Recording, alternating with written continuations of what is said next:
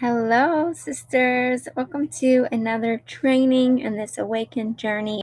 So, this month we are talking about the topic of recreating our destiny. So, if you didn't jump on last week's call or the Bible study training yet, go ahead and watch those.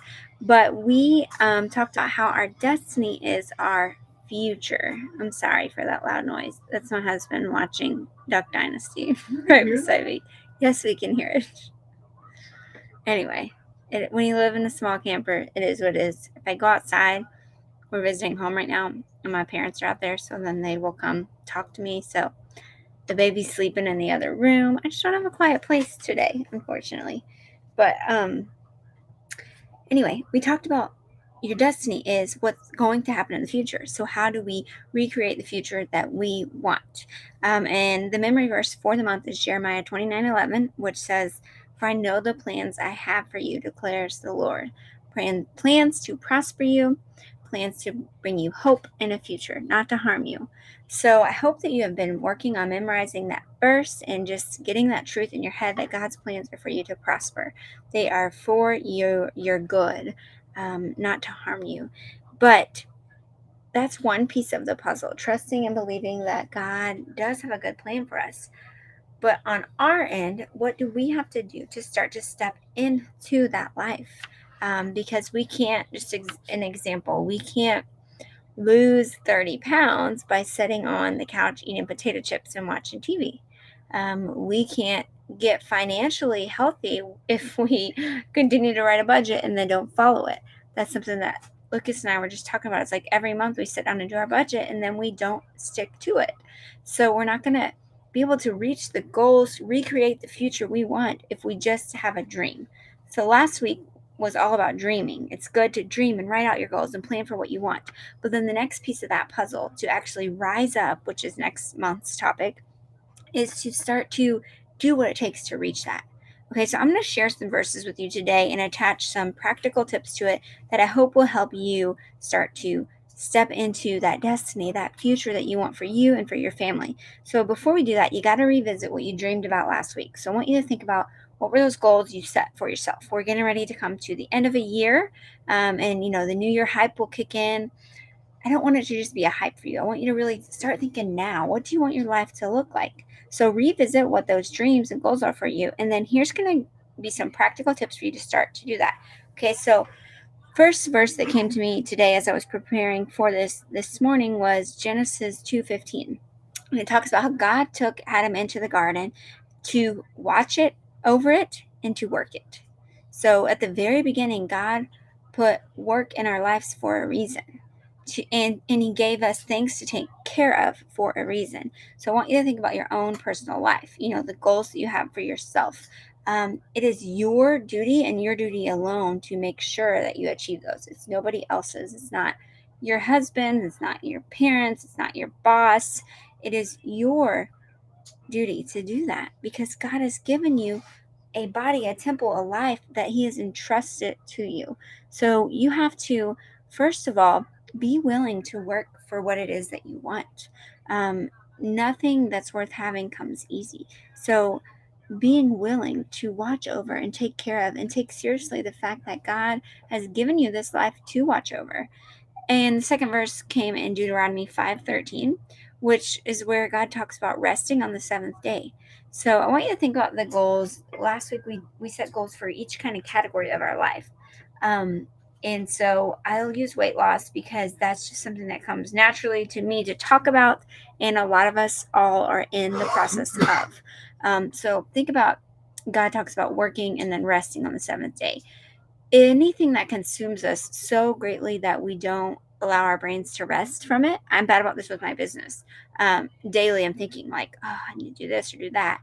If anything consumes us so much that we can't take a day to rest from it, it's become an idol. So while it's important to work at and watch over the things that are important to you and that God has entrusted to you, it's also important to take a day and just rest in God's presence and just listen to him and worship him and, put all things aside that need to be done. And to that point, brings us to our next point, is what I'm trying to say, which is in Proverbs 20:13, where God says, don't love sleep or you'll become poor. He's warning against laziness. He says, open your eyes and you'll have enough to eat. God hates laziness. He doesn't want us to be lazy. So he wants us to rest on the seventh day, restore, replenish our bodies, but then work for what we want. And I share this with you because we all have this future that looks bright and exciting to us. But if we don't put the work into to reach those goals, it's not going to happen. It's not just going to happen because we want it to. And the Bible is very clear. I have lots of verses, and I'm going to share those when I post. I'll comment with the verses so that you have them. But Proverbs 21:15, it says, "The plans of the diligent certainly lead to profit." So what does diligence mean? It means careful and persistent work. If you carefully and persistently, it's easy to give up and not persevere. If you persistently work towards the things that you are wanting to achieve, God says it's going to lead to profit. The plans of the diligent certainly lead to profit. So whatever those goals are, I want you to think about carefully and persistently working towards them. That doesn't mean you achieve it overnight. It's a marathon, not a sprint. It's a long journey to get there, but you have to be diligent and not giving up in that. Proverbs 23:12, it says to apply yourself to discipline and listen to the words of knowledge. And discipline isn't a word that people like because it's hard, right? Nobody likes to be disciplined. It's much easier not to be. But I want you to go back to why. Why do you want this future that you have in mind? Why do you want this dream that you have for yourself?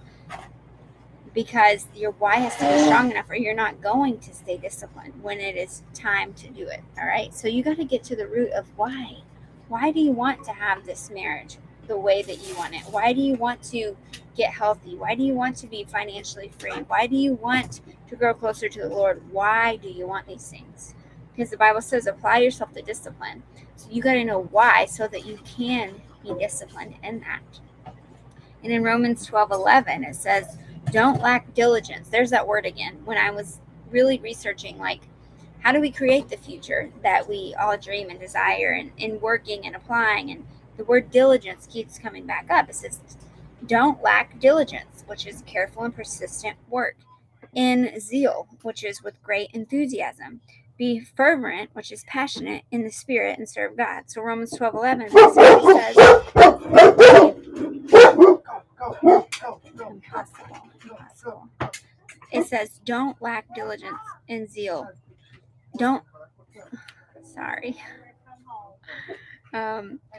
It says, don't lack careful and persistent work. Instead, have great enthusiasm and passion in the spirit. Serve the Lord. Yes, come here. Can I watch your phone and have a snack? Can you say hi?